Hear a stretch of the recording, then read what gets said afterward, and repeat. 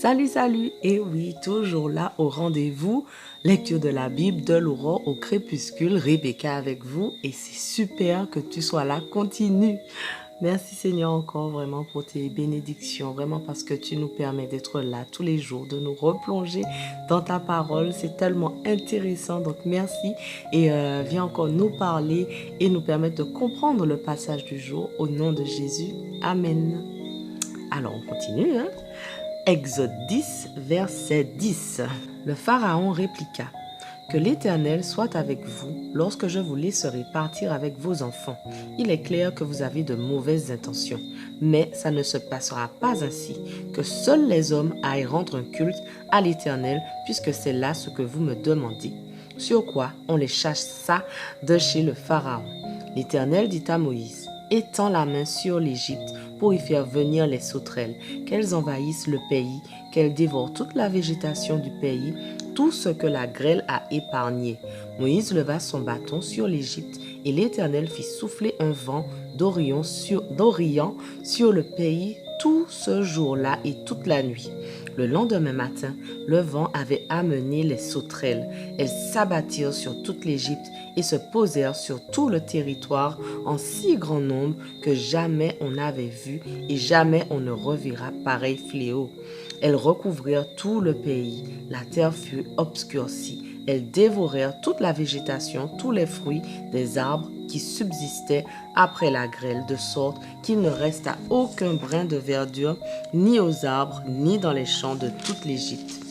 Le Pharaon fit convoquer d'urgence Moïse et Aaron et leur dit: j'ai péché contre l'Éternel votre Dieu et contre vous. Maintenant donc, pardonne, je te prie, mon péché, cette fois encore, et priez l'Éternel votre Dieu pour qu'il me débarrasse de ce fléau meurtrier. Moïse sortit de chez le Pharaon et pria l'Éternel. Et l'Éternel fit souffler un violent vent d'ouest qui emporta les sauterelles et les précipita dans la mer des roseaux. Il n'en resta pas une seule sur tout le territoire de l'Égypte. Mais l'Éternel rendit obstiné le cœur du Pharaon qui ne laissa pas partir les Israélites. L'Éternel dit à Moïse: lève la main vers le ciel et que l'Égypte soit plongée dans les ténèbres, de sorte que l'on doive y tâtonner. Moïse étendit la main vers le ciel et le pays d'Égypte fut entièrement plongé pendant 3 jours dans des ténèbres opaques.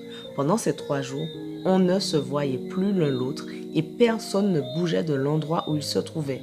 Par contre, il y avait de la lumière dans les lieux habités par les Israélites. Le Pharaon fit convoquer Moïse et lui dit: allez rendre un culte à l'Éternel, vos enfants pourront vous accompagner. Seuls votre petit et votre gros bétail resteront ici. Moïse répliqua: c'est toi-même qui nous fourniras les animaux pour les sacrifices et les holocaustes à notre Dieu.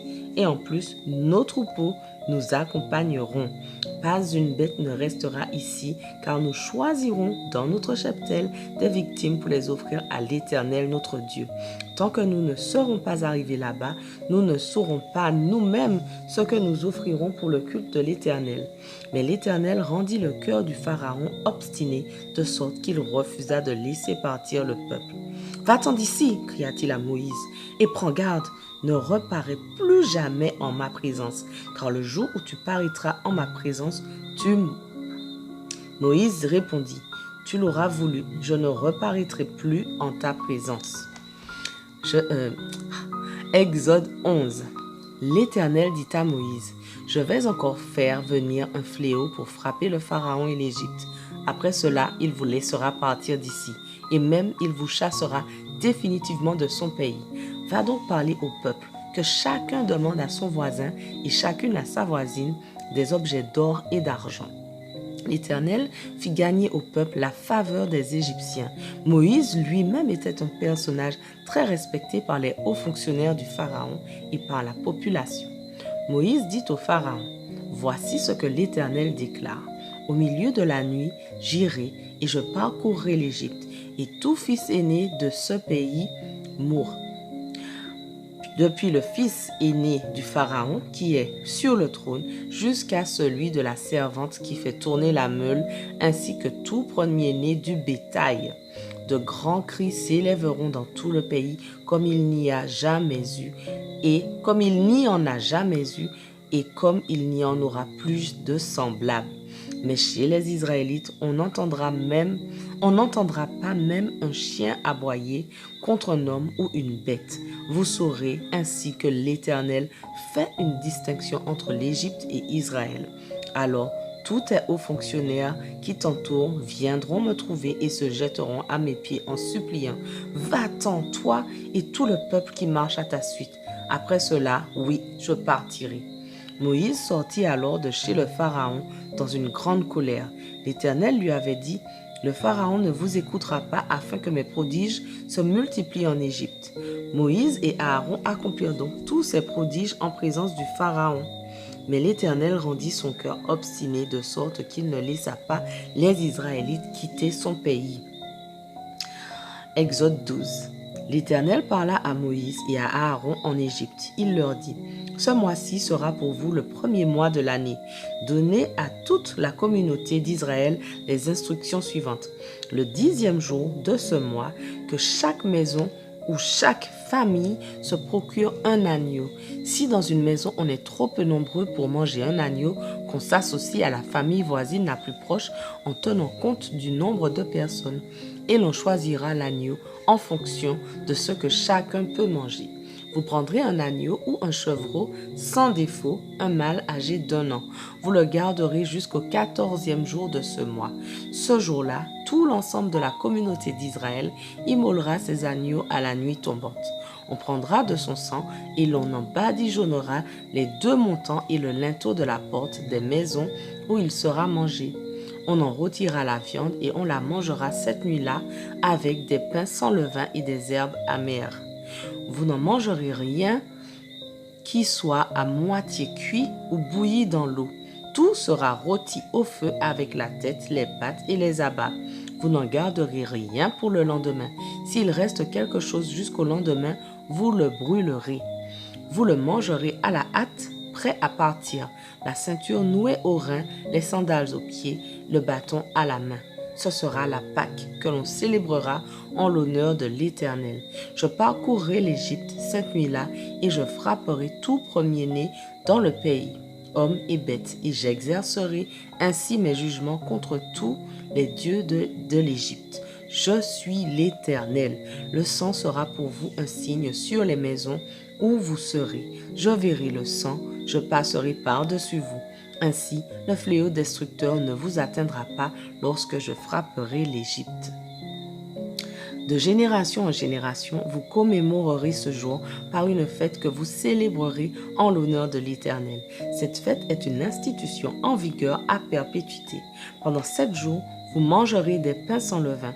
Dès le premier jour, vous ferez disparaître tout le vin de vos maisons, car si quelqu'un mange du pain levé entre le premier jour et le 7e, il sera retranché du peuple d'Israël. Vous aurez une assemblée cultuelle le premier jour, ainsi que le 7e. Pendant ces 2 jours-là, on ne fera aucun travail, sauf ce qui sera nécessaire pour préparer le repas de chacun. Vous célébrerez la fête des pains sans levain pour commémorer ce jour où j'aurai fait sortir vos tribus d'Égypte. Vous observerez ce jour-là de génération en génération comme une institution en vigueur à perpétuité. À partir du soir du 14e jour du premier mois, vous mangerez des pains sans levain jusqu'au soir du 21e jour. Pendant 7 jours, on ne devra trouver aucune trace de levain dans vos maisons. Toute personne qui mangera du pain levé sera exclue de la communauté d'Israël, que ce soit un étranger ou l'un des vôtres. Vous ne consommerez aucune pâte levée dans tous les lieux où vous habiterez. Vous ne mangerez que des pains sans levain. Moïse convoqua tous les responsables d'Israël et leur dit: Allez chercher un agneau ou un chevreau par famille. Prenez-le et immolez-le comme agneau pascal. Ensuite, vous prendrez un bouquet d'hysope, vous le tremperez dans le bassin contenant le sang de l'animal et vous en badigeonnerez le linteau et les 2 montants de vos portes. Aucun de vous ne passera la porte de sa maison pour sortir jusqu'au matin. Notre passage du jour touche à sa fin. On continue dès demain. Sois au rendez-vous pour la suite de l'histoire. On ne lâche rien. Allez, sois béni.